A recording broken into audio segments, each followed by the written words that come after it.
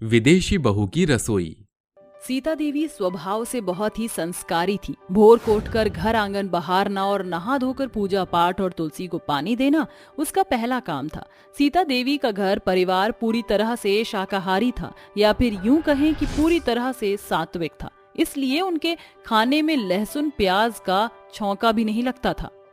जय अम्बे गौरी मैया, जय श्यामा गौरी। अरे सुनती हो भाग्यवान, मैं खेत पर जा रहा हूँ। अरे ठहरो निकुंज के बापू, चाय पानी तो पीते जाओ। अरे क्या सारा दिन भूखे पेट खेत में खटकोगे? वो तो जोड़ों के दर्द ने जोर लगा दिया, वरना 8 बजे तक पकी पकाई रोटी तुम्हारी थाली में परोस देती हूँ। अरे बुढ़ापे का शरीर है, कब तक साथ देगा? अरे बस एक बार मेरा निकुंज 7 समंदर पार से बलिहार लौट आए तो अब के बरस अपने बेटे का ब्याह कर ही दूंगी। देखना, ऐसे गाजे बाजे के साथ बारात लेकर जाऊंगी अपने बेटे की कि पूरा गांव देखेगा। बेटे की शादी को लेकर सीता की आंखों में ढेरों आंस बंधी हुई थी, जो हर दिन के साथ बढ़ती जा रही थी। हरिहर का खुद का अनाज का गोदाम था, जिससे अच्छी आमदनी होती थी, जिससे हरिहर और सीता के साथ मिलकर अपने इकलौते बेटे निकुंज को विदेश पढ़ने भेजा था। समय ढलता गया। फिर एक दिन जब सीता रसोई के भीतर खाना बना रही होती है, तभी कोई दरवाजा खटखटाता है। अरे निकुंज के बापू, जरा देखना तो दरवाजे पर कौन है? अरे भाग्यवान, मुझे लुंगी लपेटने में वक्त लग जाएगा, तुम ही देख लो। पुरखे पुरनिये सच ही कह गए हैं, करने से कराना भारी है। सीता बुदबुदाते हुए दरवाजा खोलती है। सामने उसका बेटा खड़ा था, जिसके बगल में शॉर्ट स्कर्ट क्रॉप टॉप के साथ हाई हील्स पहने हुए एक विदेशी लड़की खड़ी थी, जिसके चेहरे पर सनशाइन ग्लास चढ़ा हुआ था। सीता उसे सर से पांव तक घूरते हुए बोलती है, अरे निकुंज, ये अधनंगी लड़की कौन है? और तू अचानक से यहाँ बिना कोई खास खबर के? अपनी माँ के सवाल सुनकर निकुंज के चेहरे पर एक हिचक उभर आती है। तभी वह अपनी माँ के पांव छूकर बोलता है, प्रणाम माँ, ये स्टेला है, आपकी बहू। हेलो सासू मॉम, हेलो पॉप्स।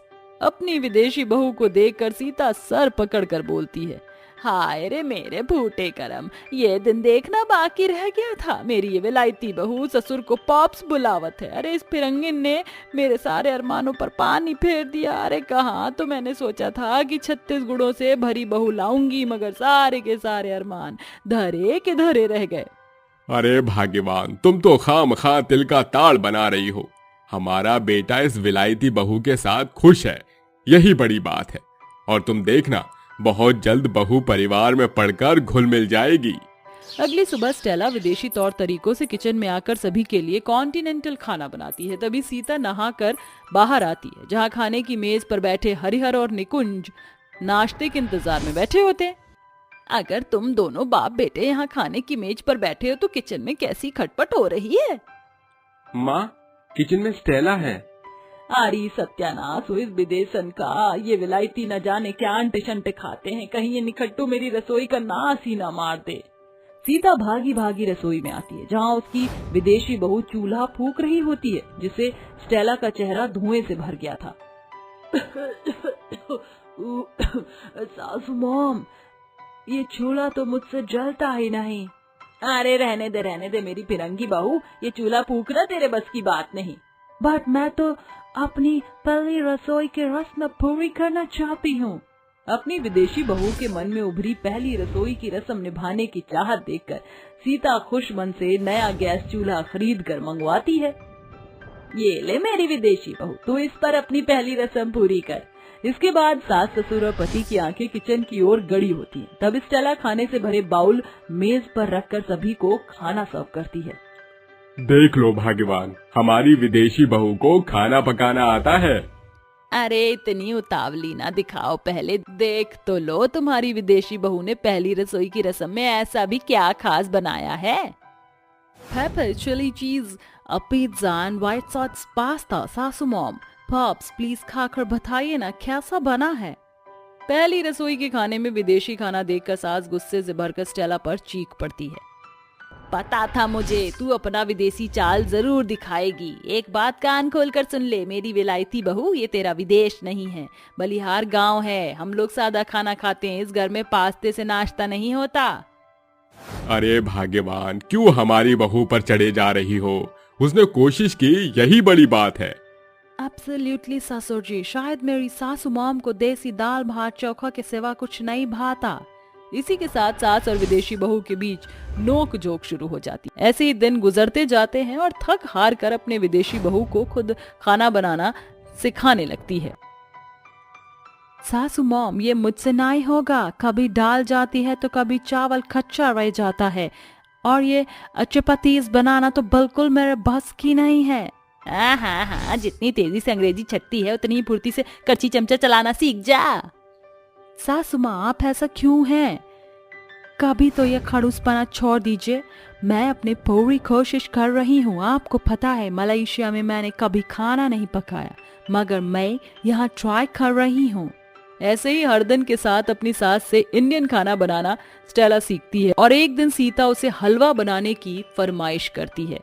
यस, हो गया हलवा रेडी। आज तो सासू मॉम बहुत खुश हो जाएंगी। ये लीजिए माँ जी, हलवा खाइए। अरे मेरी विलायती बहू, जरा इस हलवे की हालत तो देख, ऐसा लग रहा हलवा नहीं कोई ले ही है, ले ही एकदम पतला पानी बनाकर ले आई है। अब तू ही बता दे, इसे खाकर पीऊं या पी कर खाऊं? अपनी सास का ये ताना सुनकर स्टेला भी गुस्से में उखड़ जाती है। इनफ, मैं चाहे कितना भी अच्छा खाना क्यों ना बना लूं, आपको मेरा किया कुछ भी खोटा ही नजर आता है। मैंने इतना परफेक्ट हलवा बनाया है, फिर भी आप मुझे सुना रही हैं। किसी ने सही कहा है, कुत्ते को घी हजम नहीं होते। तूने मुझे कुत्ता कहा, फिर तू क्या है, मलेशियाई मंकी? ऐसे ही हर दिन सास बहू के बीच खाने के पीछे खटपट होती रहती।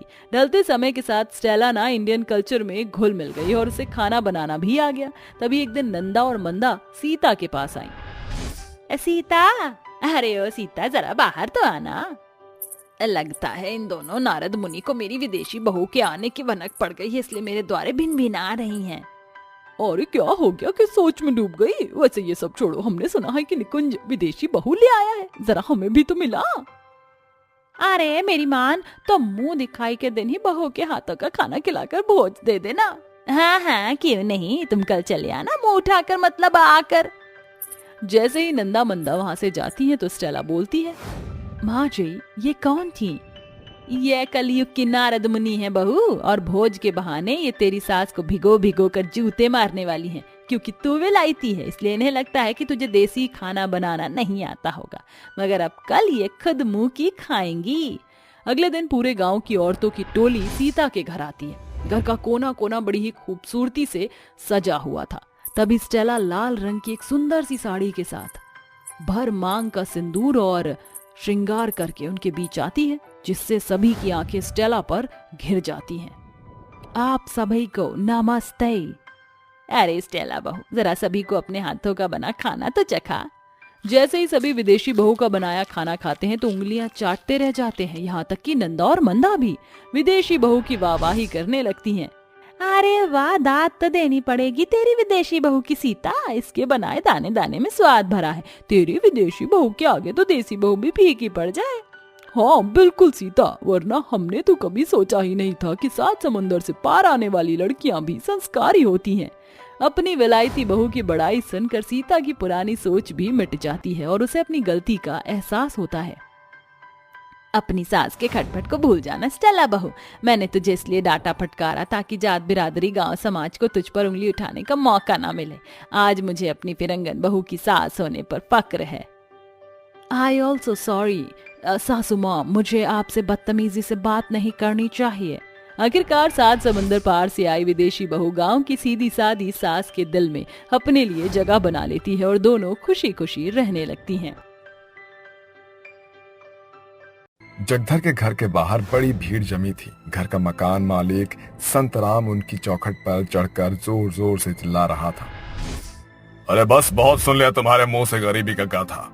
अरे साफ सीधा क्यों नहीं कह देता कि तुझ जैसे निखट्टू को कोई काम नहीं दे रहा? अब ये घर मेरा है। अरे संतराम जी, मुझ पर ना सही तो मेरे बच्चों पर तो तरस खाइए संतराम जी। अरे ये घर ही तो है मेरा आखिरी ठिकाना। ऐसे में अगर ये छत भी छिन जाएगी तो मुझे अपने बच्चों को लेकर दर दर की ठोकरें खानी पड़ेगी। अरे तो मुझे उससे क्या? वैसे भी तूने अपनी मर्जी से ये घर मेरे पास गिरवी रखा था, याद है ना? कैसे मिन्नतें कर रहा था तू। संतराम के कहने पर जगधर बीते दिनों में खो जाता है। कुछ समय पहले एक बड़ी बीमारी जगधर के पिता को खा गई और जाते जाते उसने अपनी बेटी बबीता की जिम्मेदारी जगधर को सौंप दी। बबीता बड़ी हो चुकी थी। अजी आ गए आप, ये लीजिए पानी। बड़े परेशान दिख रहे हैं, क्या बात है? गुड्डी की माँ, जिस भाई के सीने पर जवान बहन के ब्याह का बोझ हो वो तो चिंता की लकीर तो उभरेगी ही ना। अब पता ही नहीं चला कि बबीता ने कब मेरा कंधा छू लिया। हर जगह से दान दहेज के कारण बात कट जा रही है। अब तो ये घर गिरवी रख कर ही उसकी डोली उठाने का आखिरी उपाय है। अजी जवान बहन को घर बिठाकर इस घर को बचाकर क्या फायदा? जुग जमाना बहुत खराब है। समय से बेटी के हाथ पीले कर देना ही भला है। बबीता मेरे लिए ननद नहीं बल्कि मेरी बेटी बराबर है। हालातों से हार मानकर जगधर ने अपना घर संतराम के पास गिरवी रखकर बबीता की शादी कर दी। भैया, अपने भाभी और बच्चों का ख्याल रखना। अच्छा भाभी, अपनी ननद की नादानियों को भूल चूक समझकर माफ कर देना। जगधर ने अपनी गरीब बहन का घर तो बसा दिया, मगर वो अपने गरीब घर को छुड़ाने की बजाय शातिर संतराम की चक्रवृद्धि ब्याज के दलदल में धंसता चला गया, जिससे वो कभी उभर नहीं सका और आज उसका घर छूटने की कगार पर आ पहुंचा है। अरे कहाँ खो गया जगधर? चल उठा अपनी गठरी और धर पकड़ दूसरी डगरी। कोई चारा ना बचने पर जगधर समेत क्या बच्चे क्या बड़े अपने अपने सर पर सामान की गठरी लाद कर ठिकाने की खोज में निकल पड़े। तभी बिट्टू बोला, माँ पिताजी, अब और नहीं चला जाएगा, मैं बहुत थक गया हूँ, यहीं रुकते हैं ना? बिट्टू बेटा, इस फुटपाथ पर रुकना खतरे से खाली नहीं। हमें ठहरने के लिए एक ठिकाना ढूंढना होगा। हालातों का सताया गरीब परिवार ठिकाने की खोज में चल पड़ा। तभी गुड्डी की नजर एक दरवाजे पर गड़ गई। वहाँ बहुत सारा जाला लगा था। माँ, पिताजी, ये देखिए, ये तो कोई कमरा लगता है। अजी एक दफा इस दरवाजे को खोलकर देखते हैं, शायद यहाँ बात बन जाए।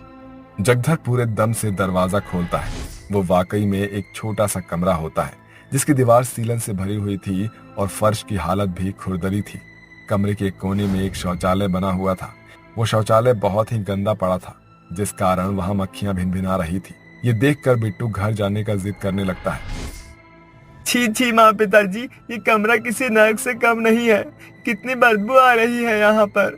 अपने घर चलते हैं ना? वैसे भी इस बिच्चम बिच्चे घर में रहना बहुत मुश्किल है।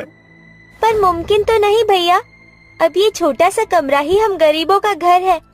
आप चिंता मत करो, मैं और माँ मिलकर कुछ ही देर में इस कमरे को रहने लायक बना देंगी। अपनी 5 साल की बेटी गुड्डी की बड़ों जैसी बात सुनकर सुभागी डबडबाई आंखों से उसे देखती हुई उसका सर सहलाती है। मेरी समझदार बिटिया। दोनों गरीब माँ बेटी साथ मिलकर उस कमरे की झाड़ बहार करके उसे रहने लायक बना लेती हैं और शौचालय के बाहर एक साड़ी टांग देती हैं। कमरे की बदली हालत देखकर बिट्टू भी वहाँ रहने का मन बना लेता है। अरे वाह मेरी प्यारी बहन, तू तो बड़ी ही कामकाजी निकली। एक ही झटके में इस छोटे से कमरे की काया पलट कर दी तूने। माँ, अब जल्दी से कुछ बना दो। सुभागी झट से चूल्हे पर खाना चढ़ा देती है और कुछ देर में खाना बन जाता है, जिसके बाद सभी साथ मिलकर खाना खाकर सो जाते हैं। अगली सुबह, सुभागी, अब मैं काम की तलाश में जा रहा हूँ और तुम अपना और बच्चों का ख्याल रखना। जी ठीक है, लाल चाय बनाई है, 2 घूंट पीते जाओ। जगधर सारा दिन भूखे प्यासे काम ढूंढता है, मगर कोई भी उसे काम पर नहीं रखता। बिट्टू के बापू, कहीं बात बनी क्या? अरे नहीं भाग्यवान, कहीं भी कोनो बात नहीं बनी। अजी डिब्बे में सिर्फ आज भर का ही राशन बचा है। अगर काम नहीं मिला तो कल के बाद क्या होगा? माँ, पिताजी, एक चारा है जिससे हमारे घर का चूल्हा उपास नहीं पड़ेगा। क्यों ना हम अपने कमरे में बने शौचालय को कमाई का जरिया बना ले, क्योंकि यहाँ आसपास में कोई शौचालय नहीं। उपाय तो अच्छा है। अपने माता पिता की सहमति पाकर गुड्डी कमरे के बाहर दीवार पर एक चार्ट लगा देती है, जिस पर लिखा होता है, ये शौचालय है, उपयोग शुल्क केवल 5 रुपए। गुड्डी की मेहनत रंग ले आती है। अब जिस भी चलते फिरते राहगीर को शौचालय जाने की होड़ होती है, वो उनका दरवाजा खटखटाता है। यहाँ कोई है क्या? अरे प्लीज दरवाजा खोलिए। जी भैया, कहिए। अरे मुझे शौचालय जाना है। वो रहा सामने। कुछ देर बाद, अरे बहुत बहुत शुक्रिया, अरे ये लीजिए आपके पैसे, आप लोग सरकार की मदद कर रहे हैं। ऐसे ही दिन भर में कोई ना कोई शौचालय के लिए उस गरीब परिवार के कमरे का दरवाजा खटखटाता है। उनके घर की रोजमर्रा की जरूरत शौचालय के इस्तेमाल से मिलने वाले शुल्क पर आश्रित हो गई थी। फिर एक दिन, माँ, इस छोटे से बिच्छम बच्चे कमरे में आखिर और कितने दिन रहना पड़ेगा हमें? हाँ माँ, अब तो मेरे भी हाथ पैर दुखने लगे हैं। रोज रात को हम चारों को जगह की कमी के कारण हाथ पांव सिकोड़ कर सोना पड़ता है। हमारा बड़ा घर कब होगा? अपने बच्चों की बड़े घर की बात को सुन सुभागी और जगधर चुप हो जाते हैं, क्योंकि असल में उन्हें खुद भी इस बात का जवाब नहीं पता होता है। जिस बेरोजगारी से वो जूझ रहे थे, ऐसे में वो उस कमरे में ही जीवन काटने पर दूभर थे। फिर एक दिन किसी ने उनके कमरे का दरवाजा खटखटाया। उस औरत ने सहज रूप से साड़ी पहनी थी। उसकी बातों में एक बड़ी अदब थी। जी, क्या मैं शौचालय यूज कर सकती हूँ? सुभागी उसे सर से पांव तक देखकर हिचक कर बोलती है, जी क्यों नहीं, आइए। कुछ देर बाद, वैसे तो आप लोग इस काम के द्वारा सरकार का सहयोग कर रहे हैं, मगर आप लोग इतने छोटे से कमरे में कैसे रहते हैं? और स्मेल में रहना समझदारी नहीं। गरीबी हर बुरे हालातों में गुजारा करना सिखा ही देती है। हमारे पास कोनो ठिकाना नहीं है। ये जो कमरा है, ये हमारा इकलौता आस है। उस गरीब परिवार की तकलीफ देखकर अर्पिता की आंखें आंसुओं से भर गई। और फिर जो हुआ वो अपने आप में अनोखा था। आप लोग चिंता मत कीजिए, समझ लीजिए कि अब आपके दुख के दिन खत्म हो गए हैं। दरअसल मैं एक IAS ऑफिसर हूँ, जिसे हाल ही में इस क्षेत्र की जिम्मेदारी मिली है। आप लोगों ने जिस हिसाब किताब से इस कमरे में रहकर भी सूझबूझ से काम किया, वो काबिले तारीफ था। मैं सरकार से दरख्वास्त करूंगी कि आपको अपना घर मिले। आपका बहुत बहुत शुक्रिया अफसर साहिबा, वरना इस घूसखोर के दौर में हम जैसे गरीबों के बारे में कौन सोचता है भला। अच्छा, मैं चलती हूँ। अफसर साहिबा के सहयोग से अगले कुछ ही दिनों में जगधर के गरीब परिवार को सरकार की ओर से आवासीय योजना के तहत एक कुशल घर मिल जाता है और साथ ही अफसर अर्पिता जगधर को अपना ड्राइवर रख लेती है। आखिरकार अंत में उस गरीब परिवार के हालात संभल जाते हैं, मगर वो कमरा आज भी एक नए गरीब परिवार का घर बन चुका है।